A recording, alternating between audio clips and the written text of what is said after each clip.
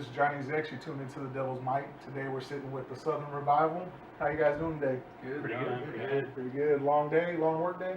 Yep. Work week? Off nights. Did 7 nights. Oh, fuck. 7 nights? 7 nights straight, man. I can't do that, I'm man. on vacation right now, so I'm doing shit. Enjoying it, right? Oh, Well, let's go ahead and just talk about like what each of y'all do. We'll start from down here. I'm Joe. I'm the vocalist for the band. I'm Tyler. I play guitar. I'm Mark, I play bass. I'm John, I play drums. I'm Johnny. I play guitar also. Right on. So let's go ahead and just hop right into it. Let's go ahead and just take it back to where it all began back in 2016. Talk to us about the forming of the band, who all started it, and just the history behind it. It all kind of started with John, really. I've been gigging in bands, we've all been gigging in bands for a few years now. And John was the one that was kind of out of playing in a band for a while. I've been bugging him to jam with the band, and I message him every so often. And finally one day I was like, "Hey man, you looking to start a band yet?" And he was like, "Actually, yeah." And you're one of the people I wanted to hit up. So I was like, "Cool, let's get something going." Right. And he's like, "Yeah," he's like, "I got a guitarist lined up, and you'll meet him when we get there." Mm-hmm. And we had set up the little schedule for a jam session, and it started off with just me, him, and Johnny. And I knew Johnny from work, and I worked with him before. And Mark came into the fold through Massey as well. And then we just told Tyler he's going to be in the band. We didn't ask him. Yeah, I got a bunch of Snapchats saying voluntold. like, "Tyler, you're in this band." I was like, "Oh, okay." Yeah, we just told You're in the band now, guys. Yeah, you're coming in. But yeah, that's pretty much how it started. We all kind of knew of each other, Right. and we all, we've all played in the bands. We all have our own styles, but that's how it kind of pretty much started, man. Awesome. Now, what I heard for Mark, I want to point you out real quick.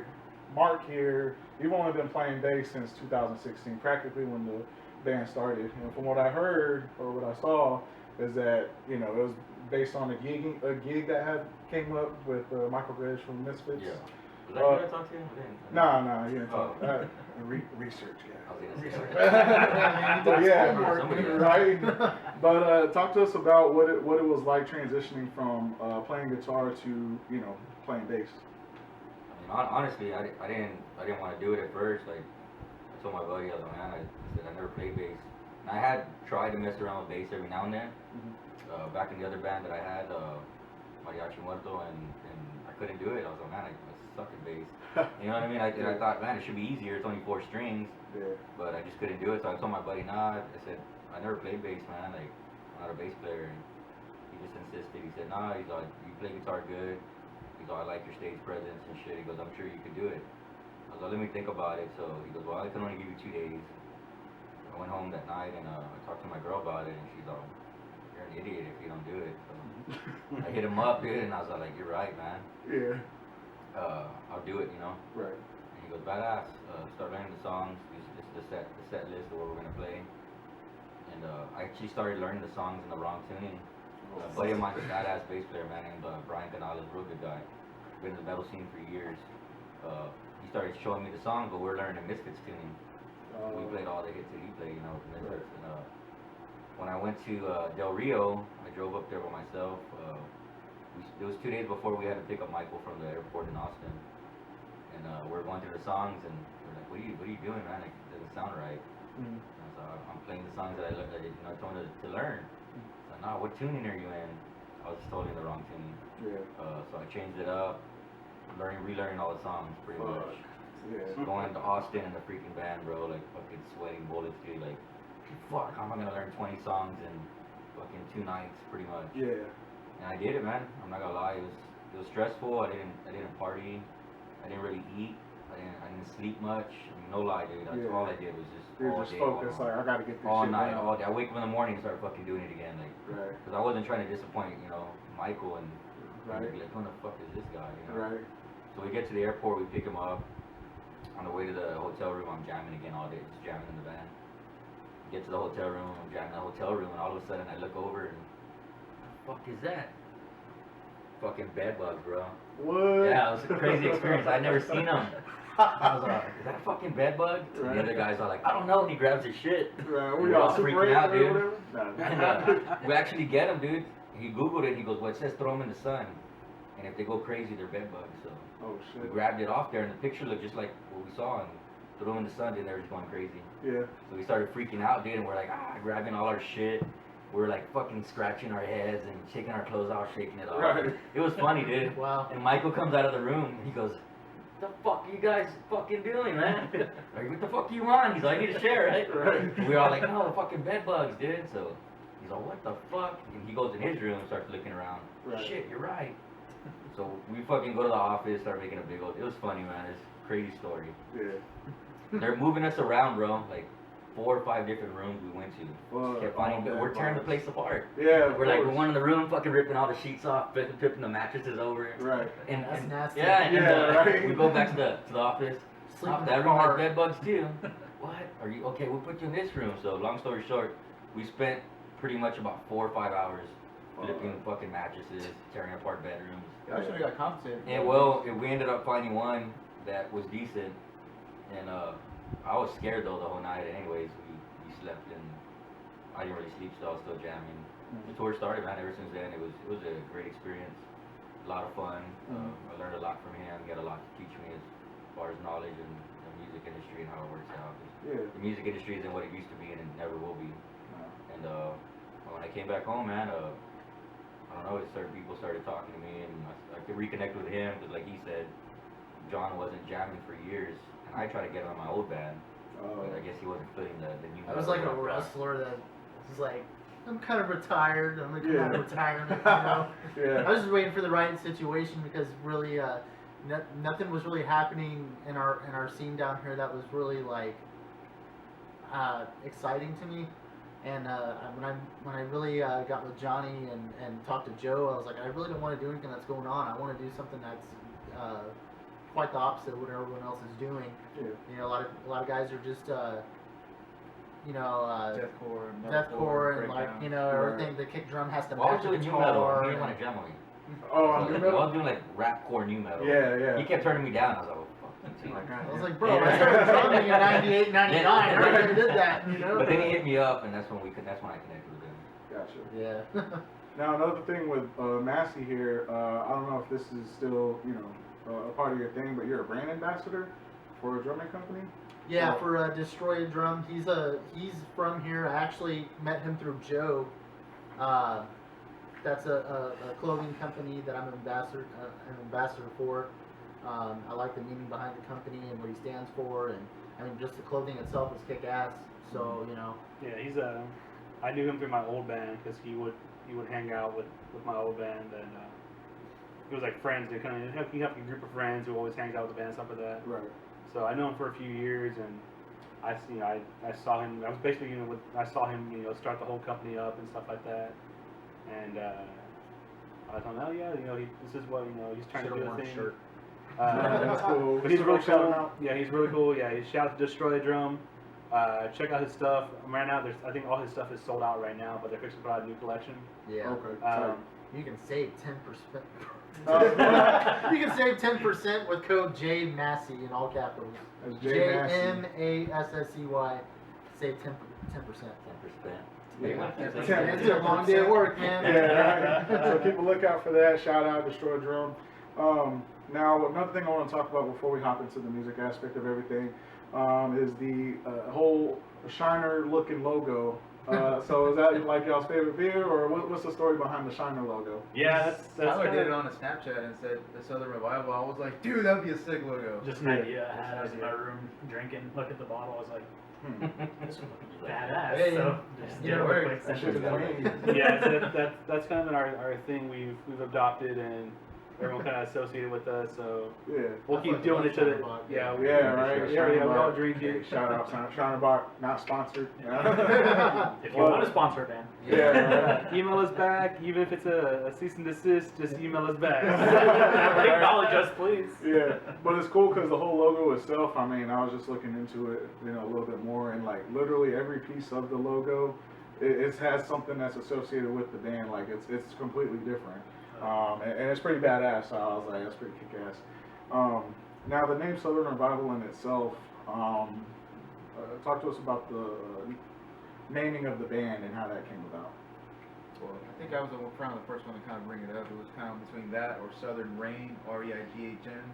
Kind of like, but it was kind of more of like two, I guess, Confederate. I guess we don't want to know like. Yeah, we stuff like that. we don't want Yeah. we don't want people to think we're associated with like like South rise again. Yeah. We don't want to think like Confederate. We're thinking more of like we wanted Bringing it back. a southern style, to go with the style of music we're going with, a groove to it. So that was something we wanted to kind of to make part of the name of the band. So yeah, between Southern Reign and Southern Revival, and we started going with the Southern Revival. Nice. Now with the name itself, you can kind of piece that together with the type of music you guys play, which is kind of like that southern metal type music, Pantera influence, all that good stuff. And whenever you listen to it, you think, all right, Southern Revival, they're trying to bring it back like you were saying. So it all makes sense and it all goes good with what you guys are putting out there. So just want to throw that out there. Now let's go ahead and hop into the music. With the latest releases, or the only releases y'all have out right now, which is Last Call and Tyler's song, what was it about those songs that you wanted to release those first, and also shoot a music video for Last Call? I think Last Call was actually the first song we ever wrote together. Original on 8 strings. Yeah, originally, yeah, because at first it was just us three, like we said, me, John, and Johnny. So we just had an 8 string, but we're like, it was funny to hear it that way, but it's like this can't be the way it goes, and it's actually a lot different from what we started off with to what you hear on the recording now, and even on the debut album we re-recorded it to make it sound even more up to date with the way we sound now. It was just like our 2 songs that were kind of hitting the hardest at the time. Yeah.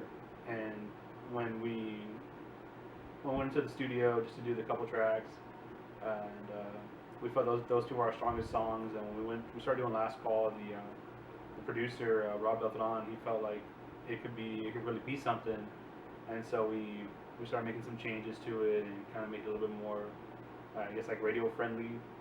And the final product, it was kind of like, hey, this is a lot better, and it kind of gave us the idea of which the route we wanted to really go with the music. Right. He helped us kind of rebuild it and show us, I get what you're going for. I think this will be a better representation of it, and we all agreed, yeah, this is kind of what we wanted.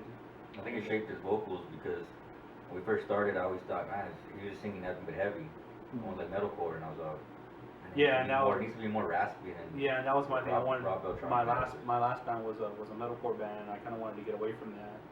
So I wanted to do more just raspy with some screaming and singing in it too. So Yeah. that's where he was kind of like, yeah, let's if we want to do that, let's do this way. So we kind of that's how we kind of forged the song to that route, and that was kind of like this is the route we want to go, so let's start working our music to be more like this. Right. The original version didn't have a solo. Yeah, Oh, it didn't have a solo. It just there's a lot more lyrics going on. It was real. It was very like black and white, just kind of like heavy. First chorus. Now I think he's I'm gonna toot his horn a little bit.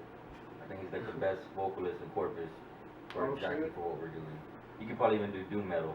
And that's how good I think his voice is. Even new metal, try to bring it back, huh? Yeah. But no, not new metal, doom metal. Oh, doom metal. I was like, Yeah. new metal. I was like, oh, doing shit. some doom metal, man. Yeah, no, your vocals are real badass. I mean, as far as the heavy goes and the raspiness that you're going for, like I said before, as far as y'all's band name and the type of music you guys play, it fits it perfectly. So everything meshes well together. I got a little taste of the upcoming album. It's pretty fire. I'm just gonna throw that out there. But talk to us about the writing process for Devils of the South. Well, It starts with the riff. yeah, It's it's always started with it the all riff, starts with man. the riff. We between Tyler and Johnny there, they bring an idea to the table and we'll say, okay, well, it always starts with a riff, and we'll sit there and kind of mix and match stuff, other riffs that we have, and we all give our input to where it's not just it really is written by us. It's not just written by one of us. You know, we all give our input. We all, you know, throw our 2 cents in. What do you think about this? What do you think about that? Weeks of practices. I to think get I one threw in a couple of breakdowns, but Yeah. it was just like, I don't know where, because these dudes were actually like, you know, dead for the moment. They're like, well, I don't know what to do, and I'd be like, I don't know. You know, Let's try this. equally. There you go. Yeah. Yeah, We really do. that's good though. I Especially mean, him, even he'll throw some riff down on guitar. Oh yeah. oh yeah. He, Sometimes. he, Oh, shit, okay. he's the creator of the song Road. Or sometimes he'll go like this. You got that Bum, right. bum, bum, bum, bum, bum. You know what I mean? He'll do his mouth and For real? there you go. Yeah. Oh, That's a okay. riff right there. Oh, they did like Yeah, crazy. since- No, I'm like, he'll do Jack Trades over He'll here. do the mouth mumble and be like, hey, that sounds Yeah, pretty since good. we all have musical backgrounds one way or another, like it's pretty easy for us to really work together and stuff like that. Yeah. It's just a matter of being on the right page because, you know, we explain things in our own way and the other one might understand right away, but it's like you re-explain it, it's like, okay, now I got it. It's just having the patience to do it. Like, for how long I've been writing music, I mean, I remember back in like, way back in the day, we didn't have like a computer or nothing to like, oh, record this part right here and then chop it in half and then put it over here. Like, Yeah. what I really love about writing with this band is that we just do everything raw and in the moment, Right. and we just keep on trying until something works. Yeah. Rather than, oh, well, I can just record it to like addictive drums on a computer and whatever. Yeah. You know what I mean? Yeah. Like, we like to let the song kind of like grow and kind of morph into whatever it becomes Right. naturally. You know, Yeah. to me, that's my favorite type of writing. Yeah. Because you don't want it forced. If it comes naturally, then it sounds better that Absolutely. way. Exactly. 'Cause We've it's what even you written guys to where we write a song and then we play it next practice. We're like, it kind of sucks right here. Yeah. Yeah. But Throw that shit out. Yeah. It's always Or like good. tweak a couple things, you know, Yeah, just build off of it. So We don't argue and fight, man. That's a good thing. I know in past bands, you know, that I'm sure we all been in, people argue and fight. And have, well, fuck you. I wrote that song. It's gonna stay like that. Like, Right. bitch, you know what I mean? It takes Yeah. everybody, you know. Like, Yeah, it's you're not not the just only one one, person. you know. But Yeah. there are guys that I've jammed with in the past, and I'm sure they have too. They want it to stay just how they wrote it. It's like, Yep. I was in a Dude, band come where on, like I bro. had no creativity response. It was just put me in a box. That's it. That's how they want it. And I was like, that's why I left. Yeah. And that band now, not doing nothing. Yeah. They're not doing nothing at all. but we all understand each other, so I think it works out great. Yeah. That's the main Check thing. your ego at the door, bro. Yeah, You for know? sure. But we can go ahead and cut that. All right, so let's go ahead and picking up where we left off. Well, you know, with Devils of the South, what should the fans and everybody expect to come out of this? Very wrong. Different style recording It's- process. It's definitely what we are. With this album, we didn't really go. It was done, I guess, professionally, but we didn't go the professional sounding route. We didn't sit there and track everything individually and stuff like that. We tracked the songs.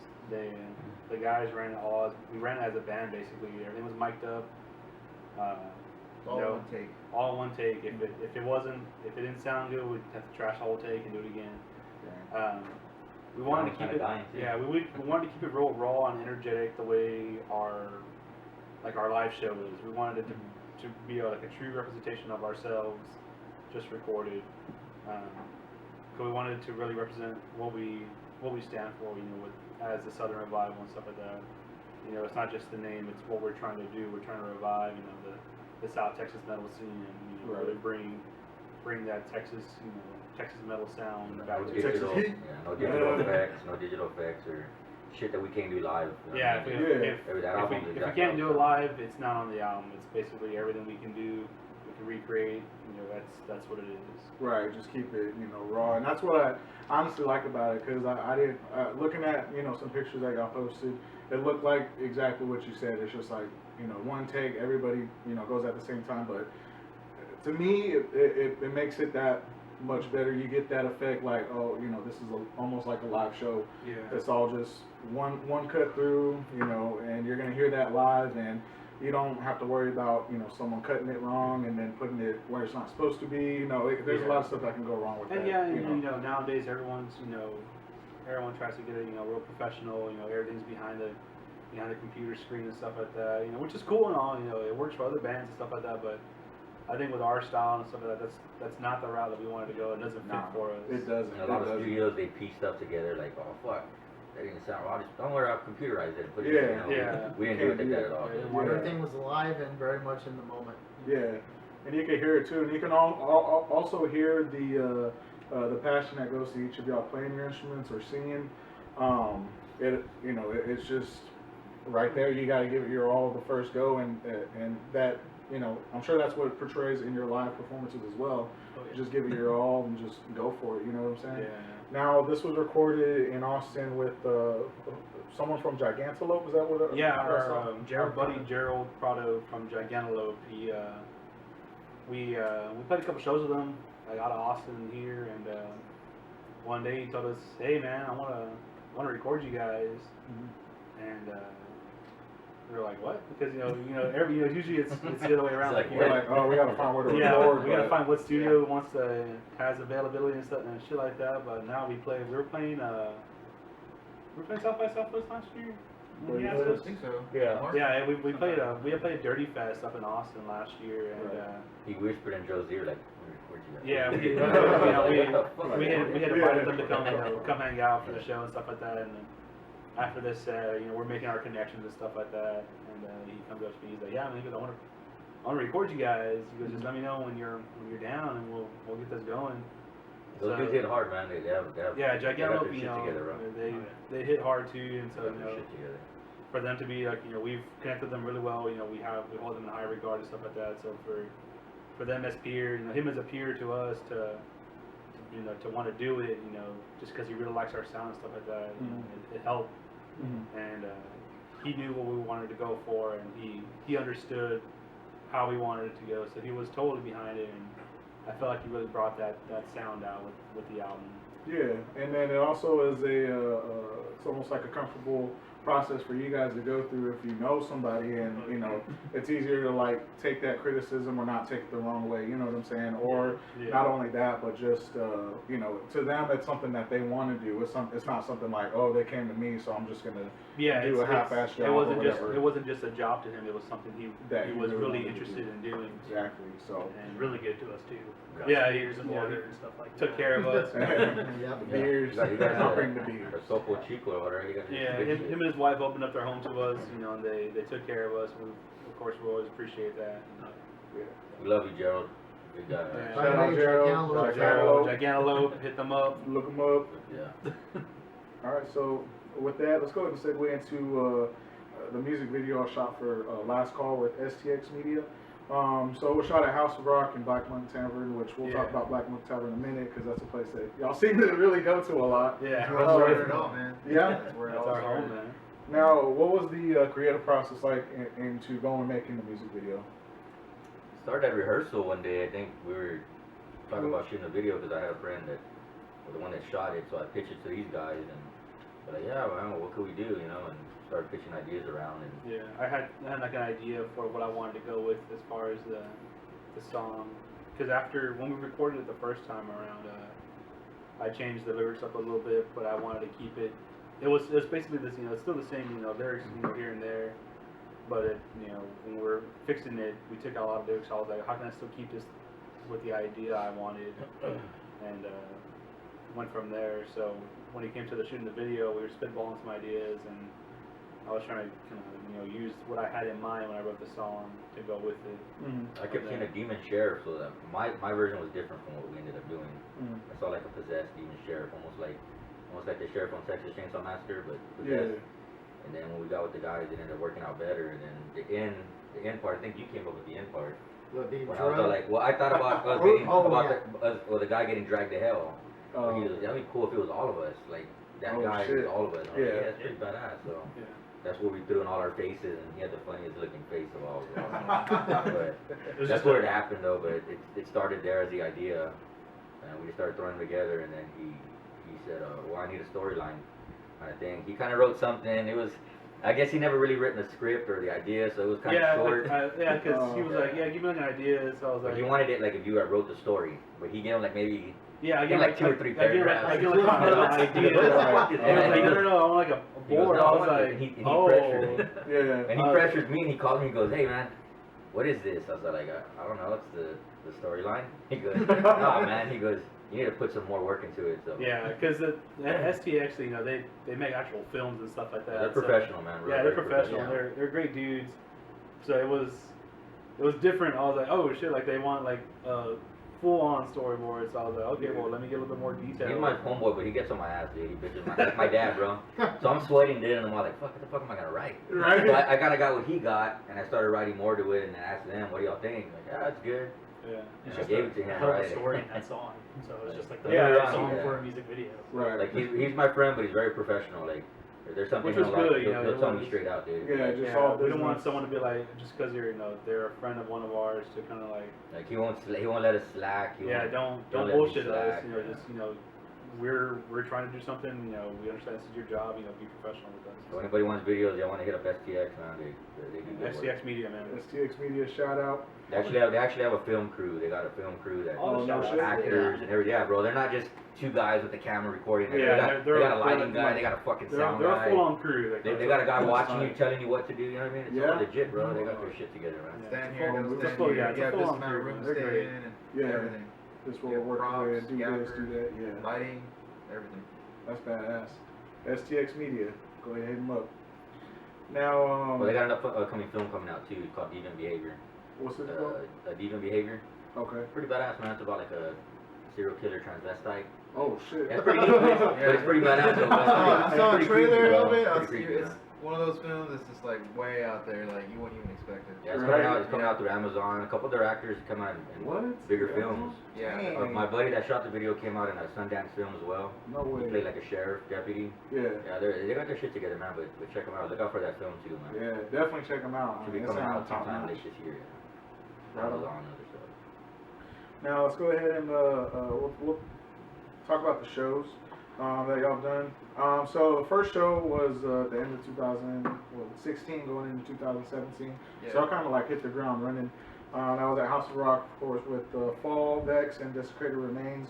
What was it like being on stages of, you know, for the first time as the Southern Revival, like as, you know, one We were like finding each other, bro. We We didn't really. didn't know what to do. I didn't, Yeah, it was- I didn't have the hat, first of all. I looked like a gang member. I wore fucking white beaters, and they're like, I these dudes, you think look like a we were cholo, still bro. all. So that's where the hat came in play, but later it started out like we didn't have no direction, you know what I mean? I think we were still all in Trying to fill each other out. our. Yeah, You were literally we, filling us out. yeah, we were still kind of going into what we, you know, oh, this is how it was in my last band on stage. Yeah. Let me do it this way still.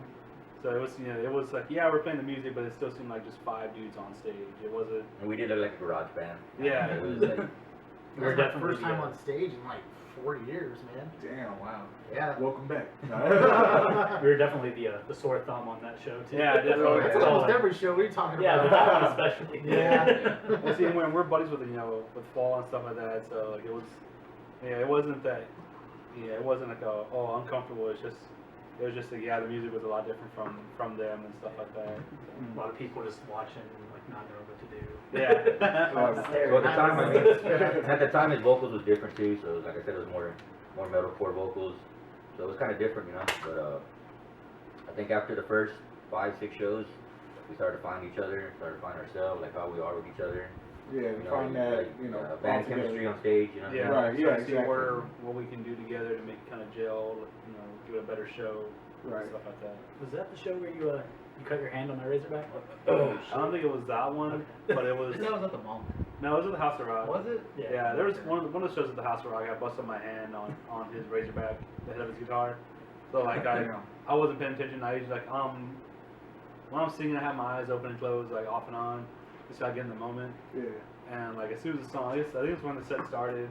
Yeah. Like I swung my hand, I didn't know how realize how close he was, and the head just Right, kind the of head cut me on the side. And, like, next thing I know, I just feel the blood just running down my hand. I was like, oh okay, well, that's fine. Yeah. That's fine. It was like, oh shit, hey, Yeah. it's metal, bro. He's lying. He started swinging his arm, blood was flying on the fucking people on the front. AIDS. Yeah. Fucking Carrie, black on Carrie. Yeah. We can go ahead and let's go ahead and cut right there. All right. So with the as far as like getting started with the band, like we were talking about before, like I said before, it's almost like you guys sort of hit the ground running. In 2017, like you know, a little bit after that, y'all played with Memories of Broken Glass, Sons of Texas. Shout out to those guys.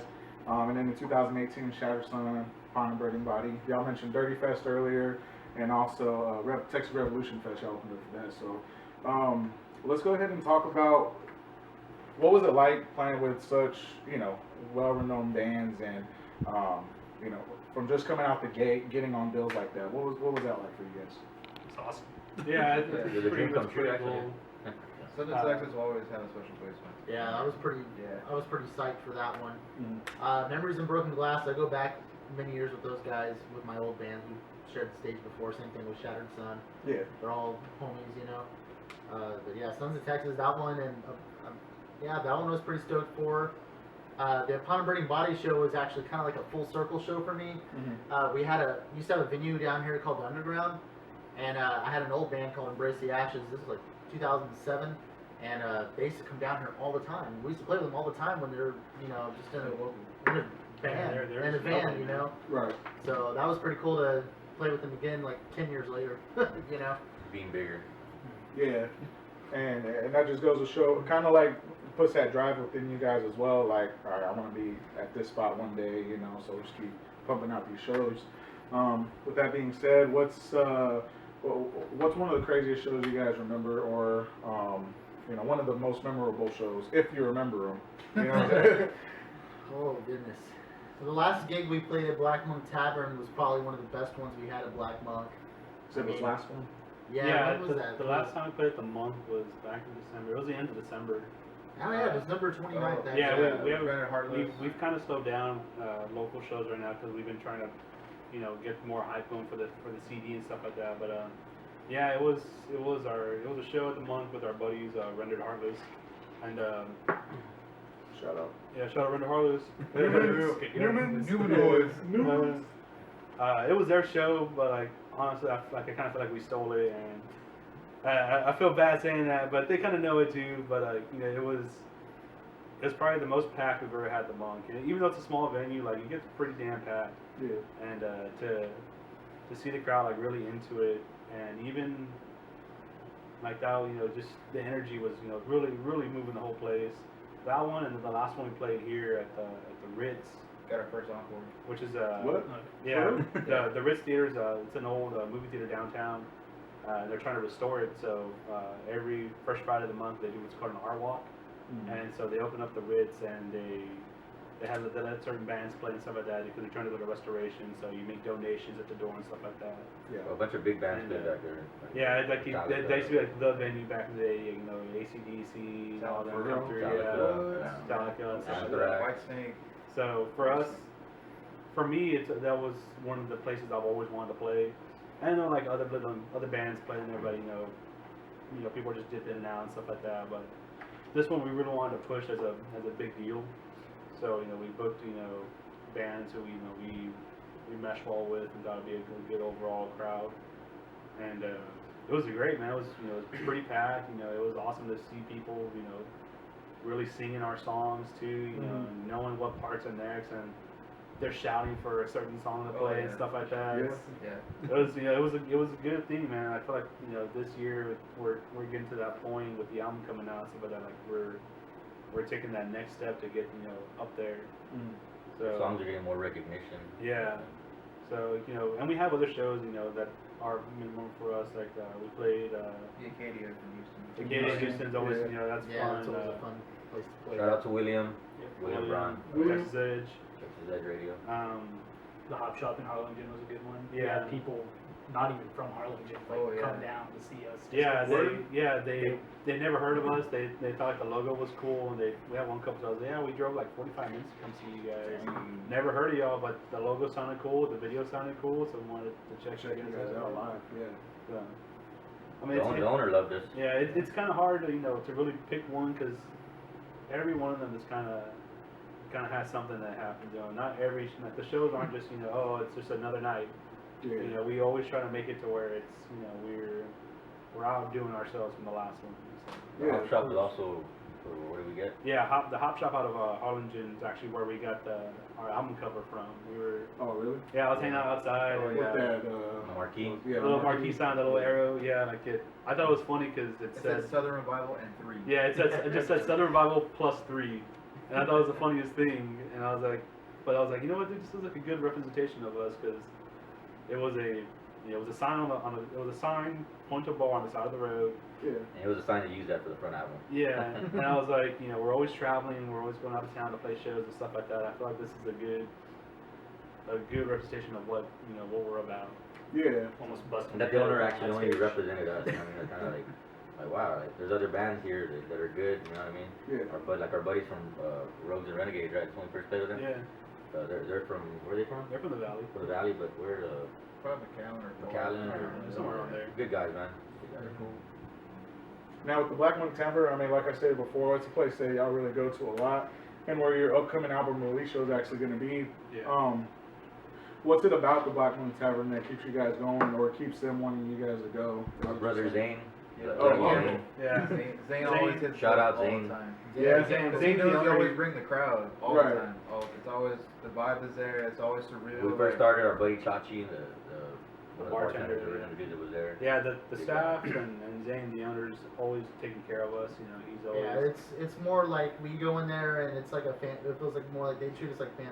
Yeah. We go in there. Well, that the fucking food is amazing. Oh, Yeah. And it's nothing against the other venues in town because of course House of Rock is great. I've known Casey and the staff there for years. We all known them. You know, they help us out a lot too when it comes to the bigger shows. Yeah. But Yeah. Zane and the Monk, and so they're the ones who always Zane always had our back. That's also where we gained our biggest fan, was Black Monk, Michael David. Shout out Michael. Michael. That fucking dude loves us, man. Good guy. Yeah, It was the old door guy, Oatmeal, from Black Tarpoon. He's the one that got us in there. He messaged me one day. He's like, "You want to play the show at Black Monk Tavern?" And I was like, "Let me ask the guys." They all said yes. We showed up there, played. He's like, "Dude, I wasn't expecting that at all." He was like, "You're like a mix of Clutch and Lamb of God." Cross between Fergie and Jesus.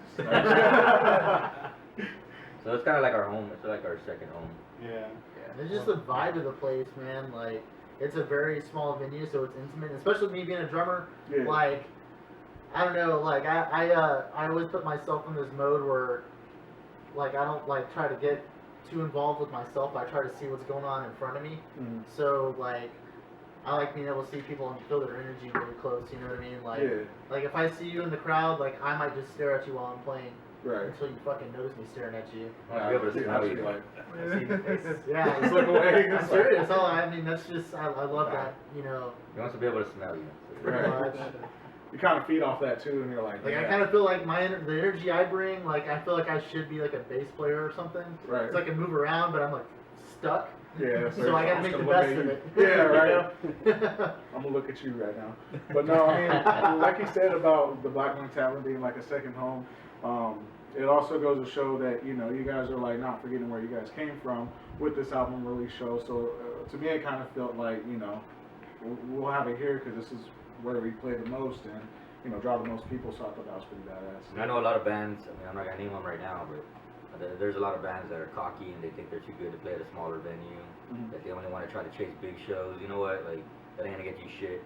And pretty much, nobody's going to respect you if that's the attitude you carry. Yeah. But we never had that attitude, you know what I mean? We're like, we don't care. I mean, it's a good venue, good people, they respect us. Right. We got a lot of love there. And like he said, we started packing the house Yeah. recently to where people are like, wow, this other, I don't care if we see them 3 times a month, that people still go there, you know? It's Yeah. like, we get a lot of love there, man. Can't go wrong, you know? Yeah. They and take care of also- us, you know what I mean? If we were to get, like, our shit ain't gonna get stolen, we don't gotta worry about somebody stealing our shit because everybody there knows us. Right. And everybody there is watching for us, you know what I mean? Yeah, and that only goes to show that you guys are willing to play with, you know, whatever show, whatever venue you want.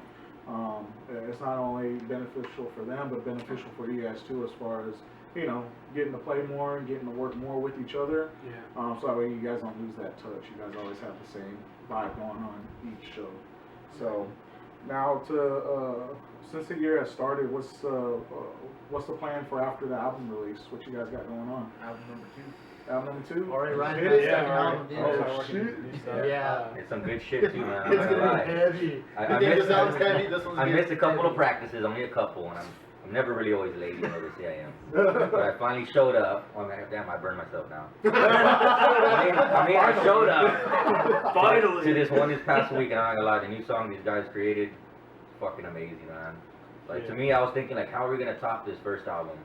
But after hearing his vocals, man, like and their shit that they came up with, I was not gonna lie, I got goosebumps, bro. And it's like I was sitting there, I was like, Yeah, man, we're this gonna shit sounds get fucking amazing, dude. Like, it's gonna be good. we're gonna get ugly for the second album, dude. It's gonna get heavy. The new song we're writing right now, we're trying to play it on March 30th.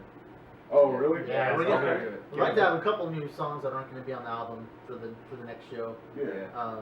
Trying to book us more shows, just in or out of town. So Keep other, taking over other Texas. bands from out of town, if you want to share the stage with us, hit us up. Let's trade some shows. Hell yeah. You know, Let's rock it. Yeah. Let's rock it.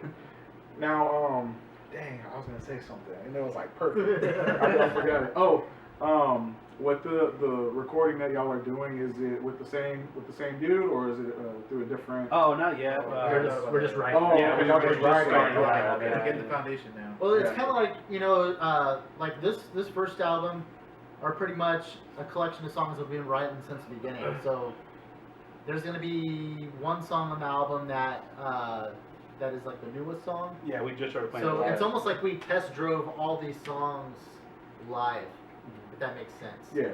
So pretty much, I mean, it's a lot harder for an independent band like us to, as far as financials, to just go out and record an album. Right. So pretty much, the second album, I'm probably the one that's really pushing for it the most, to get it written. You know, He's threatened me a couple times.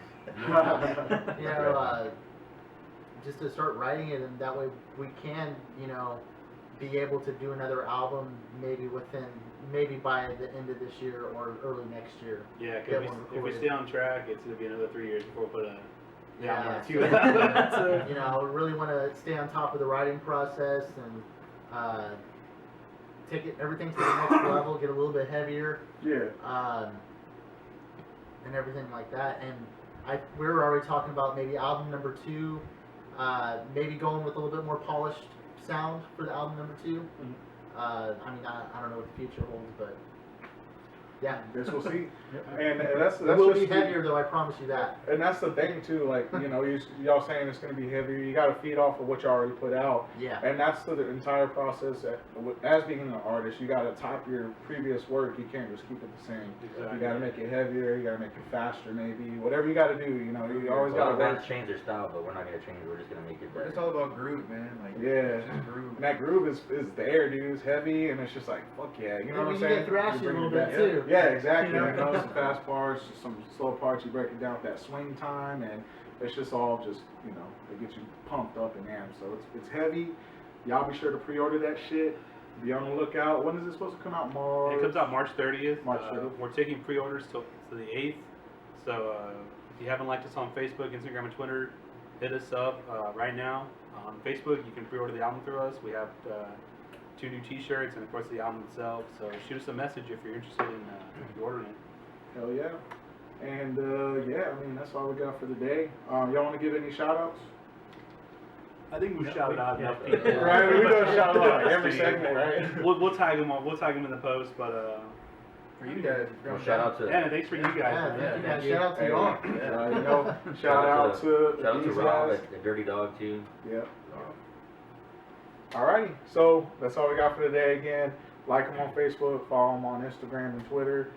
Be on the lookout for that upcoming release. I promise you won't be disappointed. And check out their music video and check them out at Black Monk Tavern on the 30th, right? Yes, sir. March 30th. March 30th. So again, this is Johnny's X. That's all we got for today. Thank you guys again for coming on. Thank you, sir. You tuned into the Devil's Mic, and we out of here.